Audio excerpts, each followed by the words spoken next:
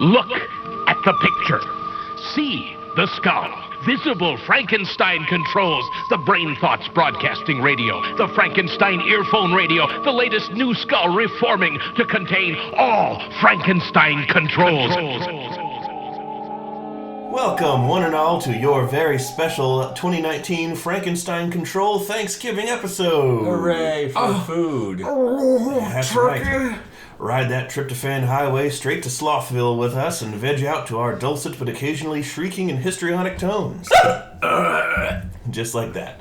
Happy Thanksgiving, everyone. Of course, Thanksgiving commemorates the almost definitely fictional tale of cooperation and brotherhood between North American indigenous peoples and their newly arrived European destroyers, who made a mental note to repay the generosity of the Native Americans by making sure Blood Meridian happened in a few hundred years. Oh, no. And also made sure that the lineage of the Paris family would remain secure so that one day some guy named B-Rye would exist to mention Blood Meridian at every conceivable opportunity, and probably made a similar reference last year. Yes, but we all know what really brings people together this time of year. After all the plates have been haphazardly stacked in the sink to be willfully ignored for as long as humanly possible, praying all the while that you won't be drafted to help clean them up. Gotta run. Nothing beats that feel you get when you're secure in the car on the ride home and you know it wasn't remembered while you were there. See ya, loser!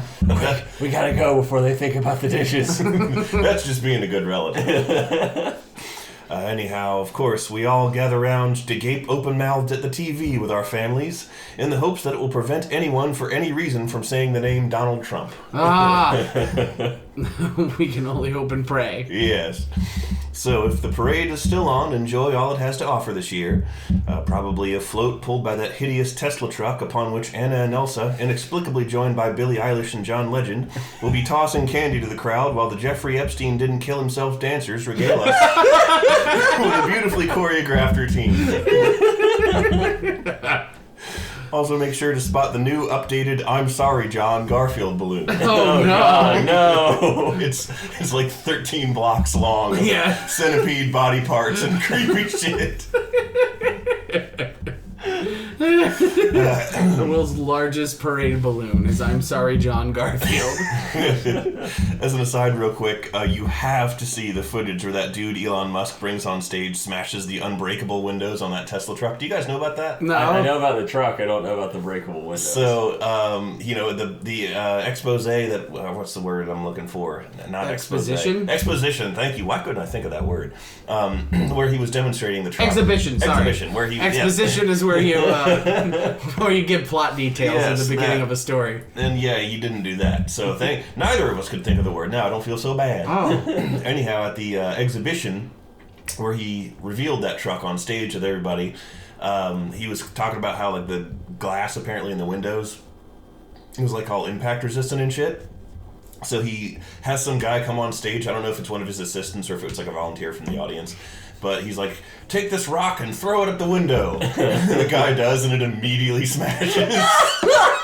Very good. And, but I was going to say, you gotta watch that footage, because if you look carefully at Elon's face, you'll see his barely constrained panic, because his engineers promised him that glass could withstand impacts up to 30 GPSI, or goblins per square inch. He's like, now there won't be anything to protect me. My God, what if I'd ridden in that? I would have been undefended. I would have been cast upon by goblins. Yeah. Anyhow, once you turn on the TV, if it's too late to catch all the Macy's fanfare, be on the lookout instead for the following awful real commercials I've seen recently, which I'm going to say are standing in for our sponsors tonight. I'll describe them each a little so you all know what to keep your eyes peeled for. Oh, perfect. First up is a commercial for Amazon I saw over the weekend, which of course is ramping up its annual slave labor peak season right now as we go further into the holidays. This commercial in particular that I saw featured happy, quote-unquote, fulfillment center workers describing how much they enjoyed their jobs and At gunpoint? Yeah, pretty much. How good the benefits were and how all the rumors we hear are false and how I wouldn't be here if I didn't enjoy my job. Yeah, I'm sure there are... I work here because I like it, not because I have to work to live in this hellhole. Yeah, I'm sure they were all dutifully sticking to the script old Jeff Trezos had them memorized before he'd let their children out of the lightless concrete bunkers they've been chained in. Yeah. The cheerful Amazonians would have almost been believable if several of them hadn't been blinking torture in Morse code. Oh, dear. Yeah. Oh, my. So they got that one past the censors. I'm sure those workers have been shot and replaced by Jeff by now. Cyber Monday coming, y'all. Don't forget to act like you're making a difference by highlighting the drudgery that these workers going through, and then just immediately fucking turn around and buy 8,000 things because you waited too long for the holiday season, and you're gonna get all mad when it doesn't fucking arrive in a day or two, and you're gonna be like, those fucking workers, they deserve to be tortured, and you're part of the problem, and the world is hell, and just give up is what I'm trying to say. Just give up and kill Jeff Bezos. Because if you do, his head will pop out and all of his trillions of dollars will fly out of his neck hole. Like Oogie Boogie or something? Yeah! He's gonna unravel in one single... Jeff Bezos is a canvas sack filled with coins. Yeah. I bought something on Amazon recently, and it's like a Pokemon figure, and they sent me the wrong one. So I said, hey, you sent me the wrong one. They're like, okay, we'll send you the right one. And then they sent me the wrong one again. And I imagine that every complaint that I've made to try to get what I actually ordered, some like guy in like an executioner hood is receiving it, and it's like, oh, well, you got the wrong thing. Yo! Yeah. Guillotine now! Yeah. Drag him before me! Cocks an old German pistol. We'll get there's lots to say on the subject of deliveries and packages. Oh, yes. We'll get to that in a little bit. Oh, yes. I wanted to make you both aware that I also happened to see my very first official Eastern Motors commercial last week. Eastern Oh, sorry, I was sneezing. Your job's your credit. Eastern Motors, your job's your credit. So I'm officially a resident of Nova now. Well, congratulations. And true to form, the commercial featured a forlorn-looking footballman sitting in a chair, bemoaning to two other footballmen about how car buying just isn't fun anymore. Ah, yes, how I pine for the days of yesteryear when buying a car was akin to going out to a night on the town with a boy. Exactly. Well, naturally, the other two had a suggestion of where he might go to fix that. Where his job's his credit? Exactly. Wow. But then the commercial abruptly switched format and featured extreme close-ups of all three guys in turn as they extolled the virtues of Eastern Motors one after the other. Wait, is this for real? You're Yes, making this it funny. is for real. No, this is the commercial. And like all of them, not in the earlier part of the commercial where they're just sitting chatting, but all of them in like the close-ups were all like glistening with bizarre moisture. as though the fire sprinklers had been tripped while the commercial was being filmed and they couldn't afford to rebook the studio later. Just like dripping. It was weird. They're very moist football boys. Yeah, it was odd. Did they sing the song? No, they didn't sing the song. Oh, did there you was at no least? singing. Oh, was there music in the background though? Maybe like a very quiet butt rock kind of track. Oh, butt rock! Wow, I was expecting they'd still be playing the Or shitty like a hip-hop reggaeton type of reggae, kind of. you know, something vague and commercially and okay. difficult to copyright. Yeah. But then there was the Tour de Force. Oh, Lance Armstrong? No, that's the Tour de France. Oh, And didn't he get in trouble for the cheating or whatever, or something with the performance enhancing? oh wait, no, I thought it had something to do with a Brit. Oh, that's Tour de Foreskin. Oh, gross. Let's all pause while Taylor sits easily amused by his own antics. I'm laughing at Ada's face she's giving me right now. The disappointment. Yes, the sheer disappointment. You've missed that since you left home. Yes. All right, what's the worst thing ever you saw? I have definitively seen the worst thing in the world. Humanity's greatest crime. Oh. And it is the new commercial for the General auto insurance. Oh, no! What did we do? They had a commercial where they tried to make it look like Shaq and the General have been lifelong friends since infancy This is sounding great. and grew up together. Sounding better. And the General was just a general for his entire life, including in high school. He was born a general. He was like a baby in a green onesie with an army helmet in the nursery. A poorly animated, like, he's got that shiny effect that really shitty, like, computer graphics objects have.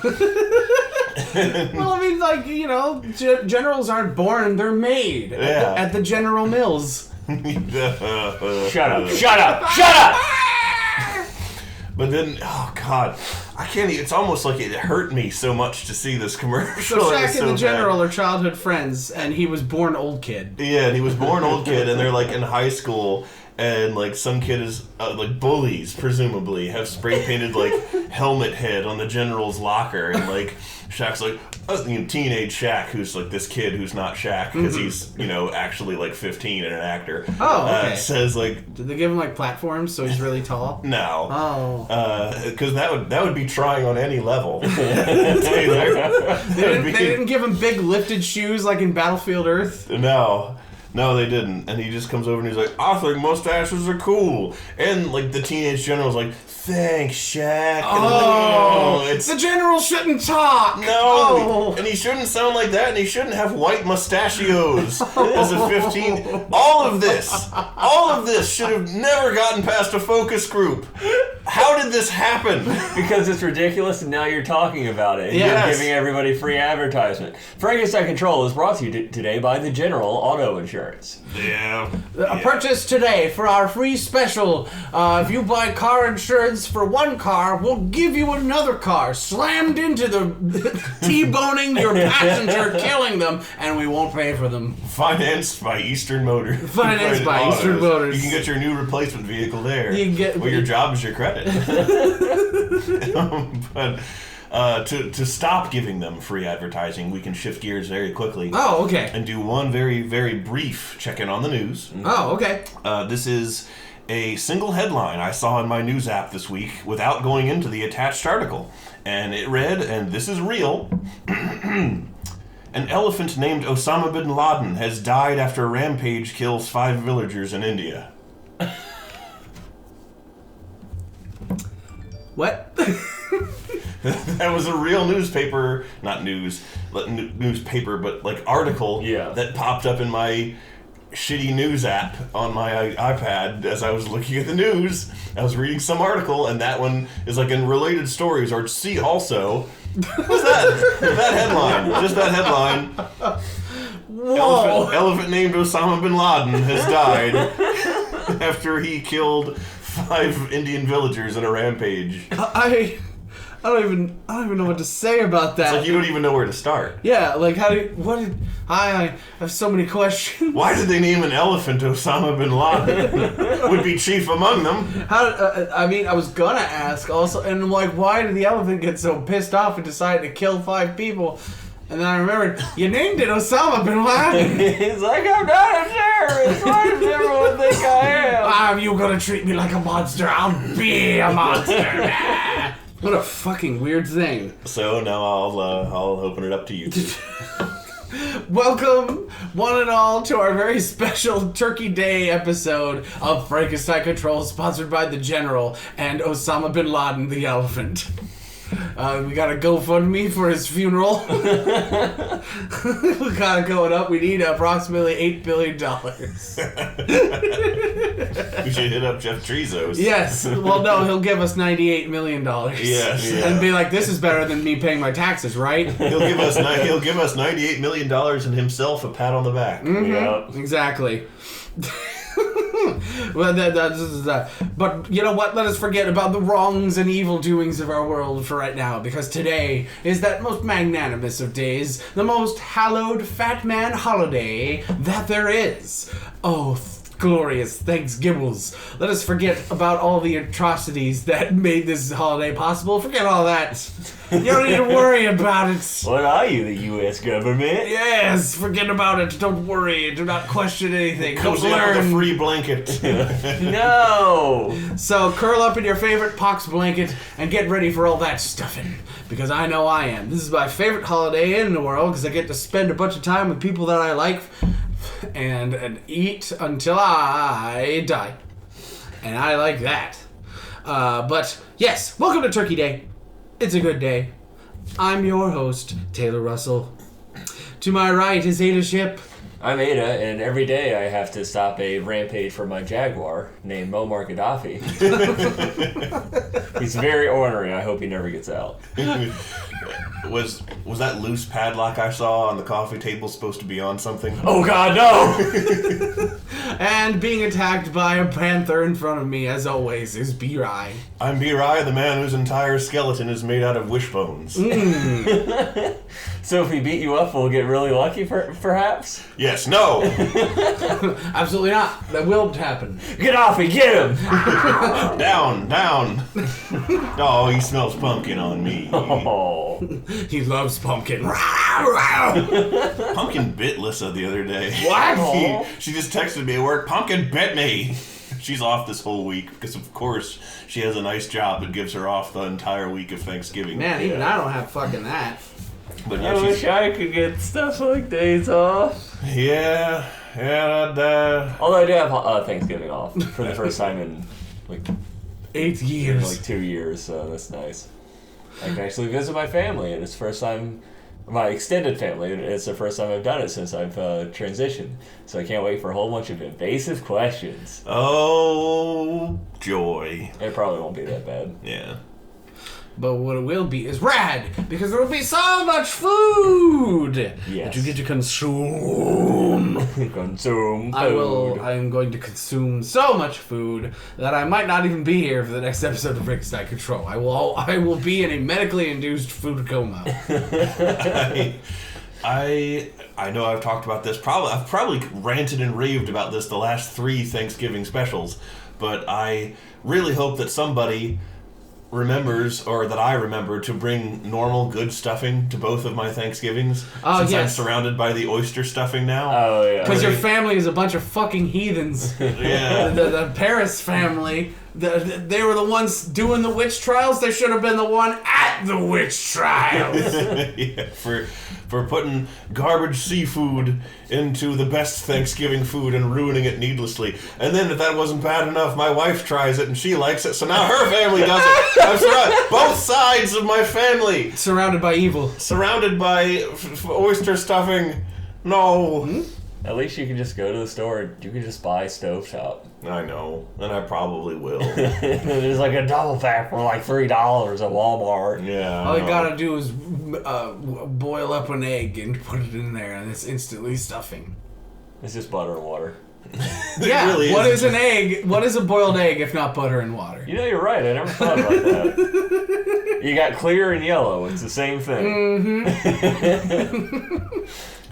Well, we mentioned earlier about Amazon Prime and Cyber Mondays and package deliveries. That's right. It's the most wonderful time of the year if you don't work at Amazon. Yes. And Taylor and I have been playing a shit ton of Death Stranding. Which is basically a Amazon logistics specialist simulator. This is what I assume every Amazon delivery person goes through. Is exactly what Death Stranding is. Because, like, I know that life is hell for those, like, especially, like, the drivers, too. Like, it's just misery on down the chain. Like, the guys driving the trucks around everywhere don't have an easy time of it either. And there was just a pile of packages on the front stoop of our apartment building because the poor overworked driver, whoever he or she was, just dumped them all there and just did not have the bandwidth anymore to come into the building and put them in front of the requisite doors. Bandwidth? They should have expanded the chiral network. Well, they really should have, and that's on them. They should be going around on a zip line and saving themselves gas, getting that power skeleton workout. Yes, damn right. But I was like, all right, you know what, I'm feeling particularly magnanimous today. Let me, see. Because, well, another thing that's been happening that's really weird lately is, like, mail carriers have just decided that Lissa and I's mailbox is where they want to dump all mail for that entire apartment building. So we're like clearly labeled Unit A. Yeah. And we get like Unit C, Unit L, Unit I, like all the stuff for people who are definitely not us. They just like don't feel like sorting it into the clearly labeled letters right there next to it. So we got all this shit. So I was like, maybe I should take a look at this pile of packages and see, if any of them are for us. If there's anything worth stealing. Yeah. Well, I picked one up, and actually it was the only one that was left. I was like, I went and did some stuff, and then I came back, and most of the packages... Oh, how magnanimous. Removed.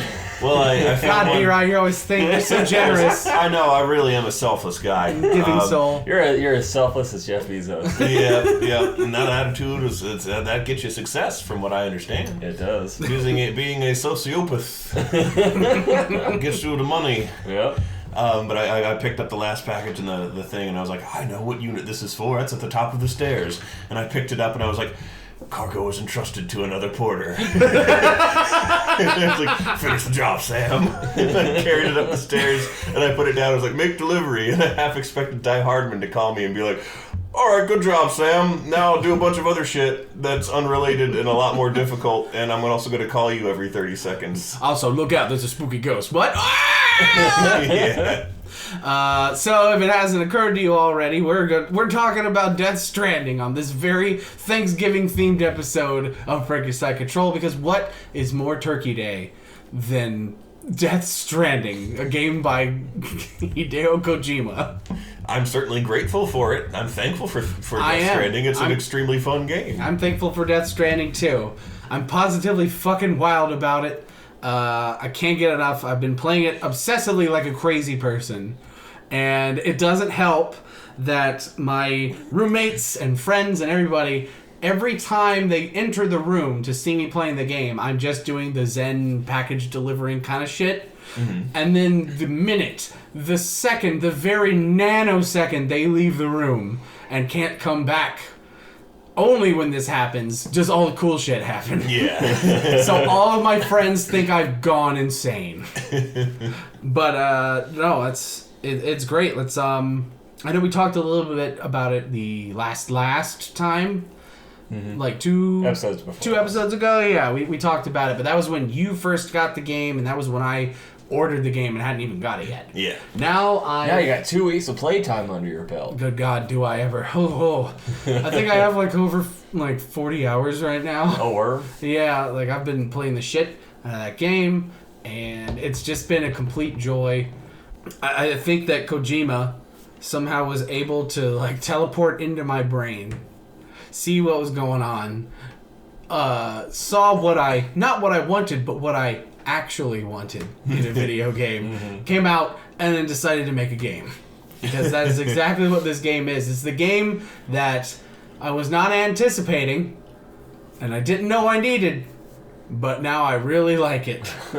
Thanks, Kojima. I feel the same way about it, and I'm getting better at the parts of the game that were hard for me at first, because I'm still overcoming the last ghostly, dare I say, remnants of my fear of the undead in video games that I've talked about a few times before on the podcast. Yeah. And the BTs are a little bit freaky like that, but I just went through a couple areas with them, and I'm like, all right, I understand what these things are now and what they do and how to avoid them, and once I know what I'm doing, they're not so exactly. scary. When you're in that mystery zone in the beginning of the game where you have no idea how the BTs behave, what their deal is, what's going on, it puts you on edge, and you're like, oh geez, what the fuck is this shit?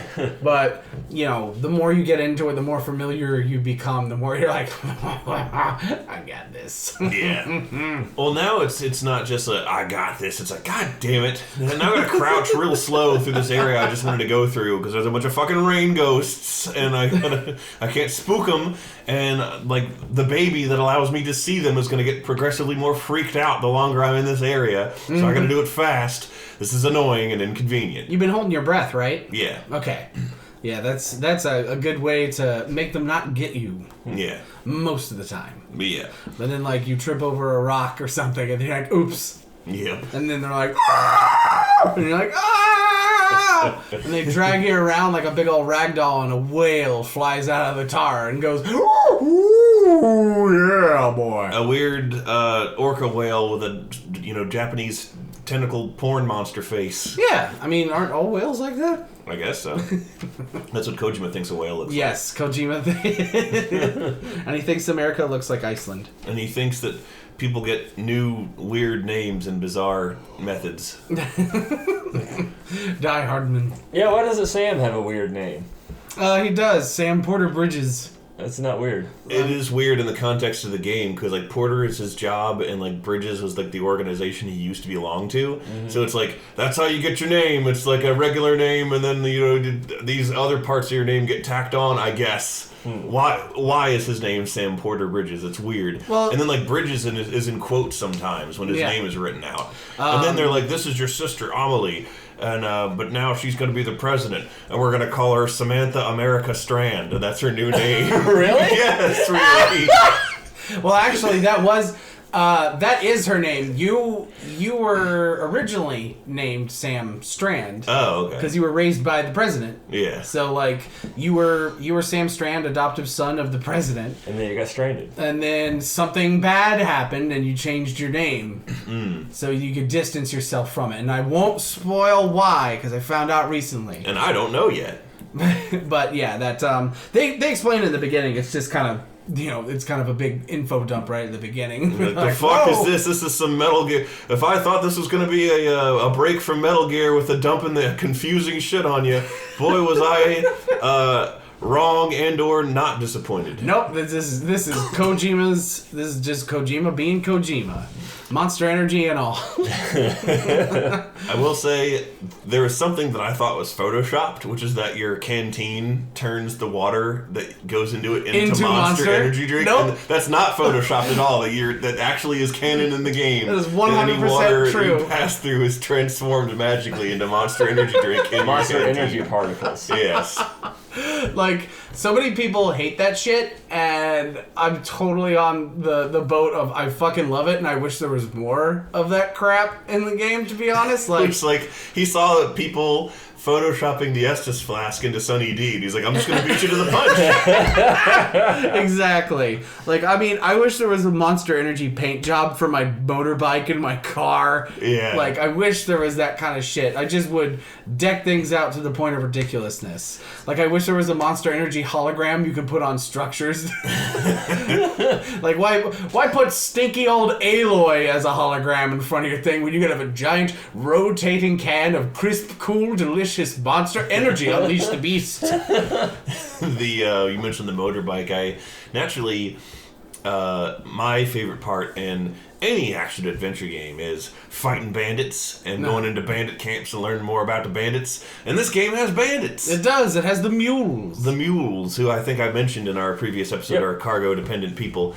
And they're fun to fight, and now that I know how to fight them and I'm not, oh shit, it's them, now I gotta fight them for my cargo, and like this is an impediment to my mission. Now I'm like, oh boy, here we go. Time to scuffle. Here we go again. And I unlocked the motorcycle, and I was riding back and forth between all of the depots that I've unlocked so far and making real fast deliveries and having fun. And I was like riding through mule territory. And now it's fun because I don't even have to like run on foot through there and worry about them getting me. I'm just blast on through. There. Hell, you can run them over and it's funny. I was just gonna say, like, one of them was running down towards me. And I was like, oh, we got a fighter. Let's see if it works out for him. And he like was like sort of looked unsure whether or not he wanted to mess with me or not. But I guess he committed at the last second and ran at me. So I just ran him over with the bike, took him out instantly. Oh, that was fun. And it's really funny how with both the motorcycle and the big car that you can get later, you run the mules over and it just knocks them out. Mm-hmm. It doesn't kill them horribly, which I do think is a little silly, but I'm glad that they don't die because it's fun to do. Yes, it's fun to do, and if the impediment of having to bring a body to an incinerator every time you kill something, that would get overwhelming very quickly. That's a thing that I did find out. Remember I did describe briefly how bodies will explode or whatever? Yes. Dead bodies go nuclear. So I was wondering, like, how does it work in a game where you're not really supposed to kill? Like, can you even use lethal force against the human enemies? And you can kill them. And then you do actually have to, like, take that body of that enemy that you killed and hike it to an incinerator or it will explode. Yeah. And that's like an actual gameplay mechanic that they put in the game, and that's just interesting. And it's like the whole time you have to think about what you did. This is your fault. I've ended a life, but it felt so good.